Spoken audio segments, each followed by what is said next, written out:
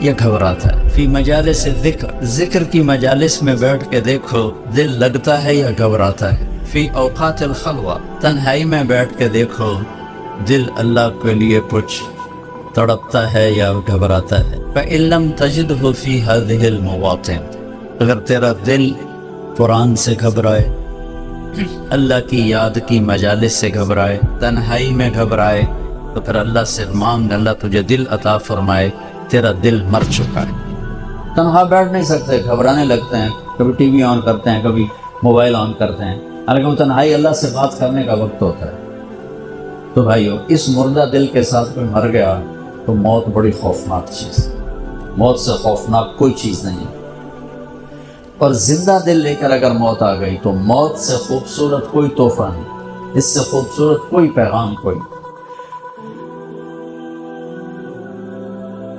بسم اللہ الرحمن الرحیم. الصلاۃ والسلام علی سیدنا و مولانا محمد وعلی آلہ واصحابہ اجمعین، اما بعد. میرے محترم بھائی اور دوستو،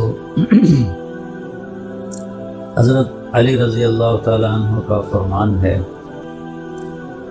الموت لیس منہ الفوت، ان اقمتم لہ اخذکم وان فررتم منہ ادرککم، فالوہا فالوہا فالنجا فالنجا. یہ آپ کے لمبے خطبے میں سے میں نے 2-4 سطریں آپ کو سنائی. کہ آج تک موت سے جو ٹکرایا ہے، گرنا اسی کا مقدر ہے. اجل ہی نے چھوڑا نہ کسرا نہ دارا، بڑے بادشاہ تھے کسرا و دارا، اسی سے سکندر صفاتے دیہا، ارے لے کے کیا کیا نہ حسرت سے دھارا، پڑا رہ گیا سب یوں ہی ٹھاٹ سا، جگہ جی لگانے کی دنیا نہیں ہے، یہ عبرت کی جا ہے تماشا. تو فرمایا حضرت علی نے رضی اللہ تعالیٰ عنہ نے، لڑو گے تو پکڑ مارے جاؤ گے، شکست کھاؤ گے، بھاگو گے پکڑے جاؤ گے، ان فررتم منہ ادرک، بھاگو گے پکڑے جاؤ گے. اب یہ کتنے پہروں میں ہوتے ہیں بعض لوگ، لیکن کیا وہ موت سے بچ جاتے؟ موت تو سب کے لیے. لہذا کیا کرو، الوحا الوحا.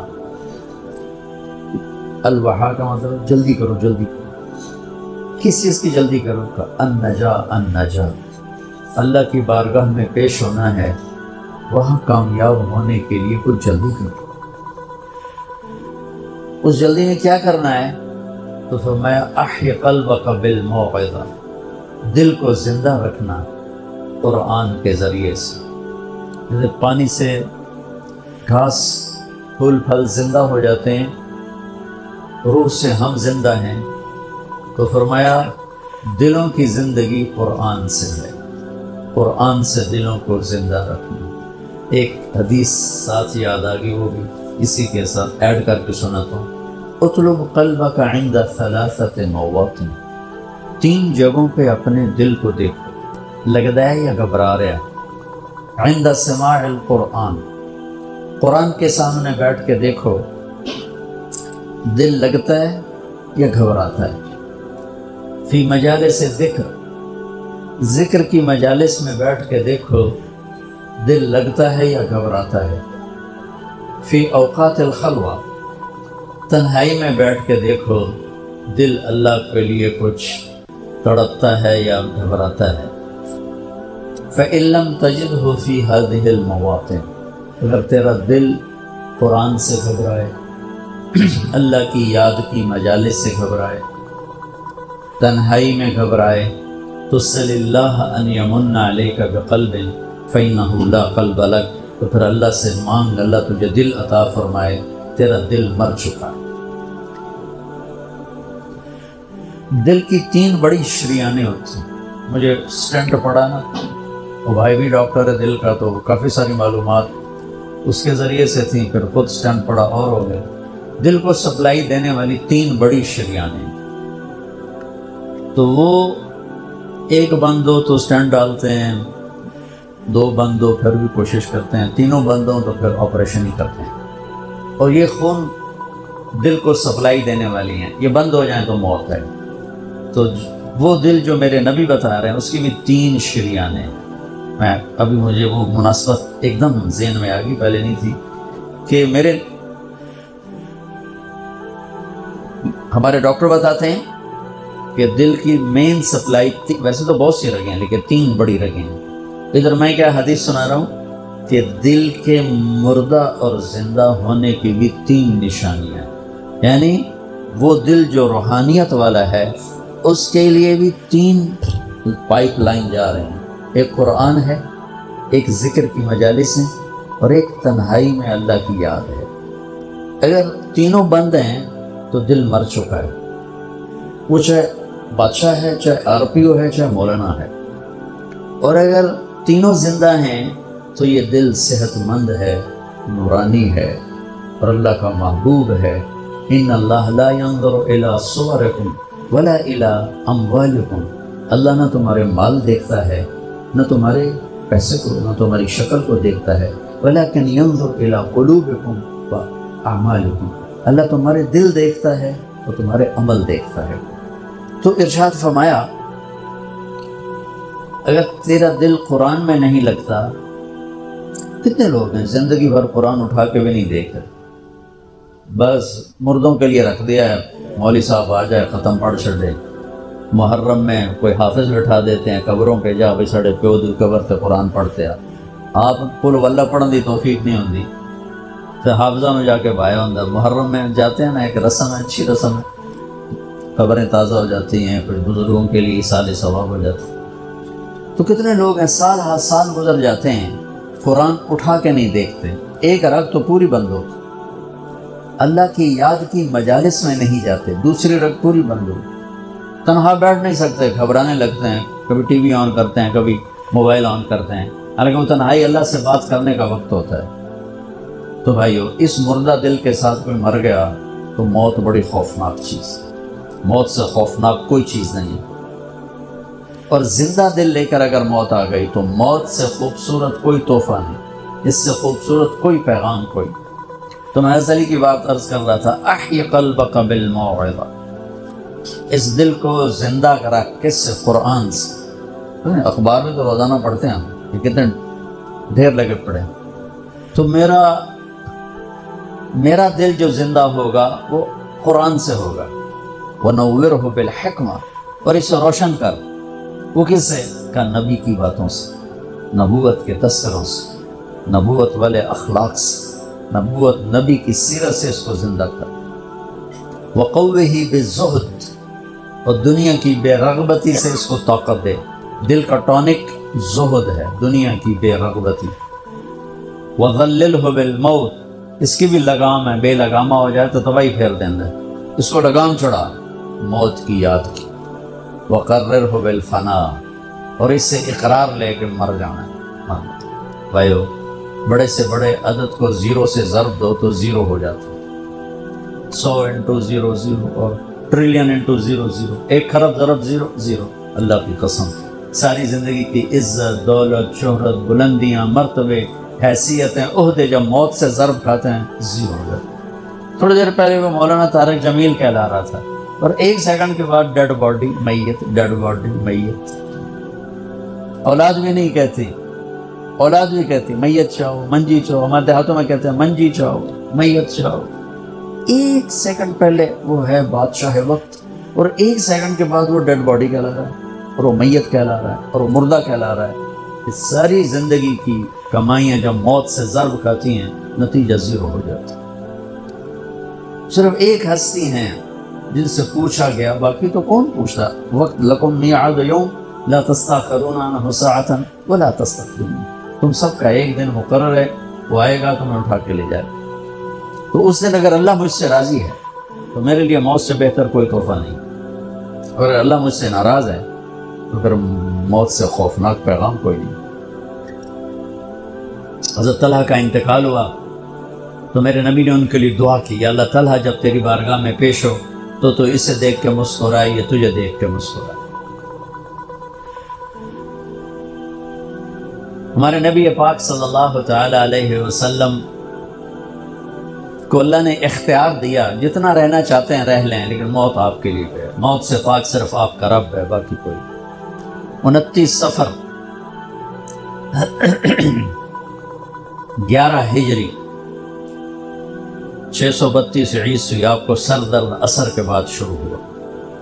آپ ایک جنازے میں تھے جنت البقیع، وہ درد تیز ہو گیا، گھر پہنچتے پہنچتے حضرت عائشہ کے گھر کی باری تھی اور تیز بخار میں تبدیل ہو گئی۔ تو یہ مہینہ 29 کا تھا، 29 دن یہ اور 12 دن اگلے، 13 دن آپ نے بخار اور سر درد میں گزارے، اور اسی بیماری میں جا کے نمازیں پڑھاتے تھے۔ آپ کے جانے میں 5 دن باقی تھے تو آپ کا بخار بہت تیز ہو گیا، تو آپ نے فرمایا کہ مجھے 7 کنووں کا پانی لا کر غسل دو۔ تو 7 مشکاں وڈیاں وڈیاں بھر کے لے آندیاں صحابہ نے، الگ الگ کنواں تھے۔ تو حضرت عائشہ کے گھر میں ٹپ نہیں تھا، تو حضرت حفصہ کے گھر سے ٹپ منگوائے، آپ تہمت باندھ کے اس میں بیٹھے اور ایک ایک مشک آپ پر ڈالتے گئے۔ اس سے پانی سے بخار کا زور ٹوٹ گیا، تو آپ نے پٹی باندھی سر درد کی وجہ سے، اور حضرت علی اور فضل بن عباس رضی اللہ عنہما علیہم السلام ان کے کندھوں پر ہاتھ رکھتے ہوئے آپ مسجد میں تشریف لائے۔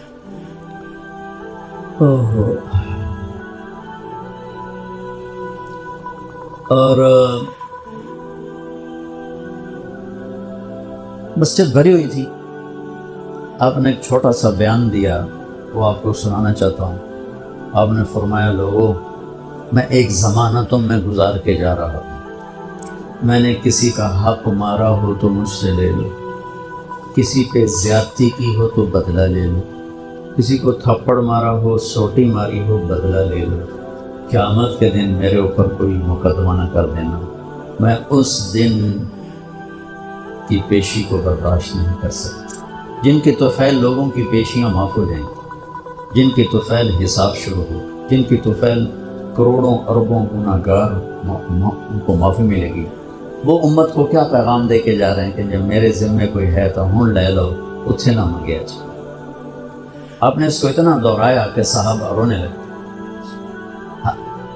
آپ نے زندگی میں ایک دفعہ 1 سوٹی ماری، ایک دفعہ 1 سوٹی، جنگ خندق، شکست ہو گئی، صحابہ دوڑے، تو اس دوڑ میں ایک صحابی کا پاؤں اللہ کے نبی کے پاؤں پہ آ لگا۔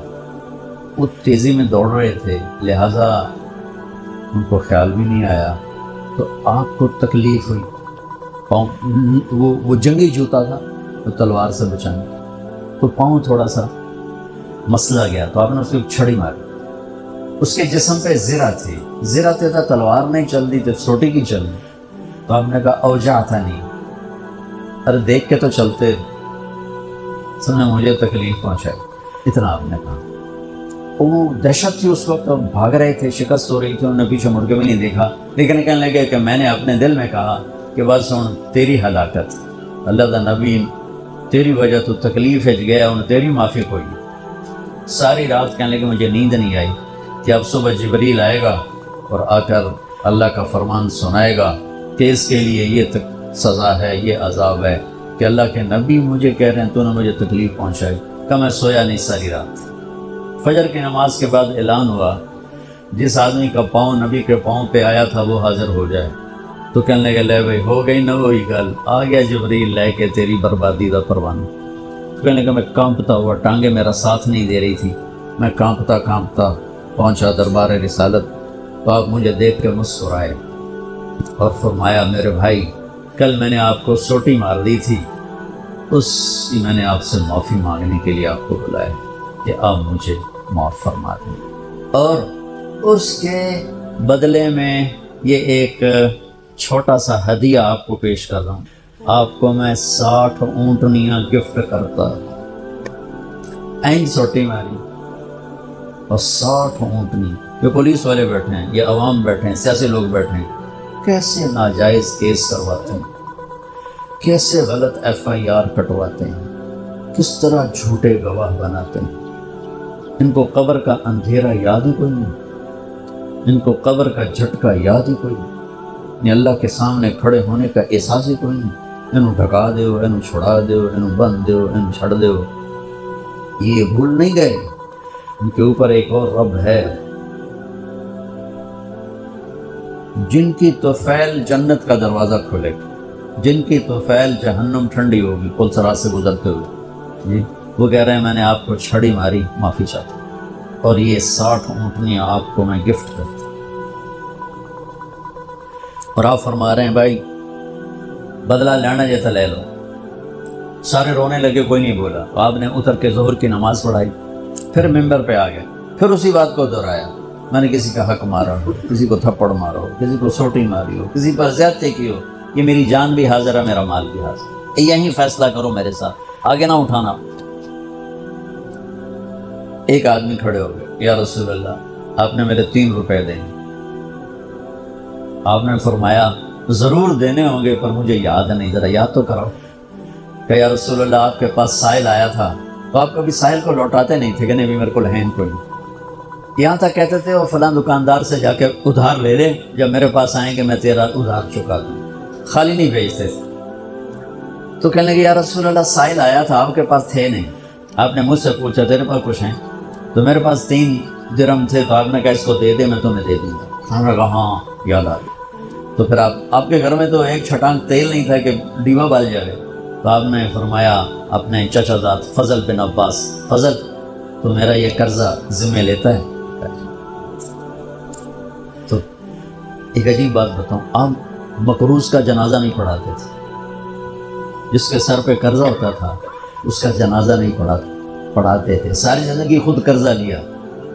لیکن قرض لینے دینے میں انسان سے جو پھر بے اصولیاں ہوتی ہیں، اس میں جو نفرتیں پیدا ہوتی ہیں، اب دیکھتے نہیں ہو یہ فیصل آباد کے بازاروں میں روزانہ تاجر کیسے گریبان پکڑ کے ماں بہن کی گالیاں دے رہے ہوتے۔ میں تاجروں سے کہتا ہوں یا ادھار دینا بند کرو یا گالیاں دینا بند کرو، کیوں کسی کی بیٹی کی عزت کو اچھالتے ہو؟ 1,00,000 2 لاکھ کے پیچھے نہ کسی کی ماں چھوڑتے ہو نہ بہن چھوڑتے ہو۔ لعنت ہے تمہاری تجارت جو تمہیں انسانیت سے نکال کر جانور بنا، درندہ بنا۔ اگر نہیں حوصلہ مت بیچو ادھار، اور اگر بیچا ہے تو پھر صبر کرو۔ ایک حدیث سناتا ہوں آپ کو، یاد آ گئی۔ میرے نبی نے فرمایا بنی اسرائیل کا ایک آدمی اللہ کی بارگاہ میں پیش ہو، مر کے اللہ نے پوچھا کی لے آندائی؟ کہنے لگا ویلا کچھ ہے کوئی نماز کوئی نہیں، روزہ کوئی نہیں، حج کوئی نہیں، تسبیح ذکر کوئی نہیں۔ اللہ نے فرمایا یاد کر کوئی نیکی ہے تیرے کو؟ پھر کہنے لگا یا اللہ خالی کچھ نہیں۔ اللہ نے تیسری دفعہ فرمایا وہ کوئی نیکی تو یاد کر۔ تو کہنے لگا یا اللہ ایک یاد آئی ہے، میں تاجر تھا بڑا، جو تھوک کے ہوتے ہیں ہول سیلر، تو میں مال اٹھواتا تھا، جو لوگ پیمنٹ دینے میں تنگ کرتے تھے میں انہیں تنگ نہیں کرتا تھا، میں انہیں نوکروں سے کہا ہوا تھا جب دے دے لے لینا، اور جو دینے کے قابل نہیں رہتے تھے یہاں تو ان کے گھروں پہ قبضے ہو جاتے ہیں نا، جو دینے کے قابل نہیں رہتے تھے ان کو میں معاف کر دیتا تھا۔ جو تو آنکھیں کوئی نیکی ہے تو میرے اللہ نے فرمایا، میرے نبی نے فرمایا، میرے اللہ نے فرمایا تو نے تو میرے بندوں کو بڑا سکھ پہنچایا، آج میں تینوں سکھ ہی کرنا، جا مفت جنت ہے، جا مفت جنت ہے۔ بھائیو حقوق کا معاملہ بہت سخت، بہت سخت۔ تو میرے نبی جیسی پاک ہستی حقوق کے بارے میں کہہ رہے ہیں بھائی جب کوئی بدلہ لینا جائے تھے ہی لے لو۔ حضرت غزیہ رضی اللہ تعالیٰ عنہ بدر کی جنگ میں صفیں سیدھی ہو رہی تھی، تو وہ ان کا ذرا پیٹ بڑا تھا تو وہ باہر نکلے ہوئے تھے، تو آپ نے ان کے پیٹ پہ تیر ایسے مارا، غزیہ پیچھے ہٹو۔ وہ کہنے لگے یا رسول اللہ آپ نے مجھے نوک چپ ہوئی تیر کی، مجھے درد ہوا ہے۔ آپ نے کہا تو معافی دے دو، کہا نہیں بدلہ لوں گا، بدلہ لوں گا۔ انہوں نے کہا لے لے بدلہ، کہا لے لے بدلہ۔ کہ نہیں آپ یہ کرتا اٹھائیں، آپ نے میرے ننگے پیٹ پہ تیر مارا ہے، تیر چبھویا، میں ننگے پیٹ پہ تیر چبھاؤں گا۔ تو آپ نے ایسے اپنا کرتا اٹھا لیا۔ جب کرتا اٹھایا تو انہوں نے آگے بڑھ کے بوسہ لے لیا کہ یا رسول اللہ ممکن ہے میں شہید ہو جاؤں، تو میں چاہتا ہوں میرے یہ ہونٹ آپ کے جسم کی خوشبو سے مہکتے ہوئے ہوں اللہ کی بات ہے۔ اور وہ شہید بھی ہو گئے۔ اس بدر کی جنگ کے شہداء میں ایک حضرت غزیہ بھی۔ تو میرے نبی نے دوہرا کے جب اس نے اقرار کر دیا تو آپ نے کہا اب ٹھیک، تو بھائی وہ کاروبار کرو جو مرضی کرو، ادھار دینا میں روک نہیں رہا ہوں، لیکن یہ دیکھ لو کہ عزتیں اگر پائمال کرنے سے بچ سکو پھر دے دو ادھار، اور اگر پگڑیاں اچھالو پھر اللہ کے واسطے چھوٹا کام کر لو، کسی کو بے عزت نہ کرو۔ آپ مقروض کا جنازہ نہیں پڑھاتے تھے، پوچھتے تھے قرضہ ہے کہ جی ہے، کہ تم خود پڑھ لو، قرضہ ہے جی نہیں، پھر آپ آگے پڑھ کے پڑھاتے تھے، کوئی ذمہ داری لیتا تھا پھر آپ پڑھا دیتے تھے۔ تو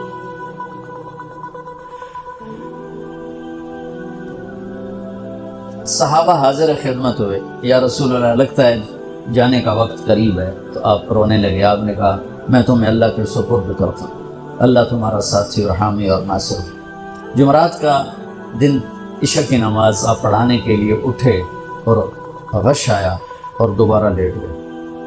تو پھر تھوڑے دیر بعد آپ کو دوبارہ ہوش آیا تو آپ نے فرمایا عشاء کی نماز ہو گئی؟ کہ جی نہیں، آپ کا انتظار ہے۔ تو آپ اٹھنے لگے، پھر اٹھ نہیں سکے، پھر لیٹ گئے۔ پھر تیسری دفعہ آپ اٹھے، عشاء کی نماز ہو گئی؟ کہ جی آپ کا انتظار ہے۔ تو آپ پھر اٹھنا چاہا، نہیں اٹھ سکے، تو آپ نے فرمایا ابو بکر سے کہو عشاء کی نماز پڑھائے۔ تو ابو بکر ذرا پیچھے کھڑے تھے، عمر آگے کھڑے تھے۔ تو لوگوں نے کہا نماز ہی پڑھا، انہیں کوئی پڑھا دے۔ تو انہوں نے عمر کو آگے کر دیا، وہ آگے پہلی صف میں کھڑے۔ جب حضرت عمر نے اللہ اکبر کی تو آپ نے اندر میں آواز سنی تو زور سے فرمایا کہ عمر کو پیچھے کرو، ابو بکر کو آگے کرو، میرے رب کا فرمان ہے میرے مصلی پر صرف ابو بکر کھڑا ہو سکتا۔ تو عمر کو پیچھے کیا گیا اور ابو بکر کو آگے کیا گیا۔